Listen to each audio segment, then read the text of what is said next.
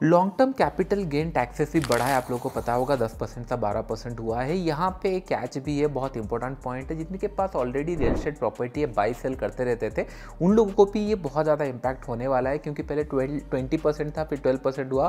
फिर भी मैं आपको बता रहा हूँ कैलकुलेशन में कि नहीं इसका क्या इंपैक्ट होगा। तो चलिए मैं आपको बताता हूँ किस तरीके से ये रियल एस्टेट इन्वेस्टर को इंपैक्ट करने वाला है। क्योंकि पहले 20% लॉन्ग टर्म कैपिटल गेन लगता था, आप प्रॉपर्टी बेचते थे, तो अभी 12.5। आपको लगेगा कि नहीं ये तो कम ही हो गया, अच्छा हुआ है, लेकिन देयर इज ए कैच। पहले क्या होता था, इंडेक्सेशन बेनिफिट मिलता था आप लोगों को, जो इन्फ्लेशन होता था उसको काउंट किया जाता था, उसके बाद जो बचता था आप टैक्स देते थे, 20% उसके ऊपर देते थे। अभी चलिए एग्जांपल देखते हैं। फर्स्ट थिंग कि आपने 20 लाख में एक प्रॉपर्टी खरीदा, 2000 ईयर में आपने खरीदा, अभी उसका वैल्यू हो चुका है 1 CR में, आप बेचना चाहते हो 1 CR में आपने बेचा, 2024 अभी टाइम है। ओके, इसके ऊपर पहले क्या होता था, एक आपका इन्फ्लेशन को एडजस्ट करके एक वैल्यू निकलती थी। इमेजिन करो कि वो वैल्यू निकला 80 लाख। इसका मतलब ये प्रॉपर्टी का वैल्यू अभी इन्फ्लेशन के साथ मैच करेंगे तो 80 लाख हो चुका है। तो अभी आप उसको अगर 1 CR में बेच रहे हो, इसका मतलब आपका 80 लाख और 1 CR माइनस अगर आप लोग करोगे तो आपका 20 लाख बचता है। आपको समझ में आ रहा होगा, 20 लाख के ऊपर आपको 20% देना होगा, क्योंकि ये एडजस्टेड होगा इंडेक्सेशन बेनिफिट के साथ, ये एडजस्ट हो गया।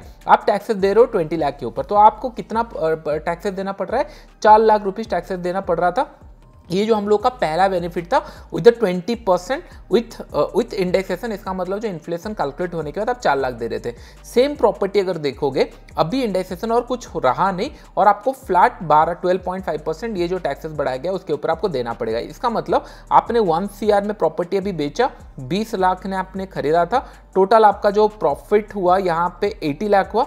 80 लाख के ऊपर अगर आप यहाँ पे 80 लाख के ऊपर अगर 12.5% अगर आप दोगे यहाँ पे, तो आपका नियर अबाउट 10 लाख आपको टैक्सेशन देना पड़ेगा। आपको अभी समझ में आ रहा होगा कितना बड़ा ये इंपैक्ट होने वाला है। जितने लोग इन्वेस्ट करके रखे हुए थे प्रॉपर्टी, बहुत ज़्यादा अप्रिसिएशन हो चुका है, उन लोग अगर बेचने जाएंगे तो उनको 12.5% के हिसाब से, नेट टू नेट के हिसाब से टैक्स से ज़्यादा देना पड़ेगा। Do let me know comment box में नहीं क्या ये अच्छा हुआ है नहीं हुआ है, क्योंकि नो डाउट ये दिखने से ही लगता है थोड़ा सा कहीं ना कहीं बहुत ज़्यादा इंपैक्ट करेगा रियल एस्टेट इन्वेस्टर को। अगर आपको इस तरीके का वीडियो चाहिए तो आप लोग फॉलो कर सकते हो चैनल। आने वाले टाइम में मैं आपको और कैलकुलेशन बताऊंगा किस तरीके से ये सारे इंपैक्ट आपको लाइफ के अंदर हो सकता है।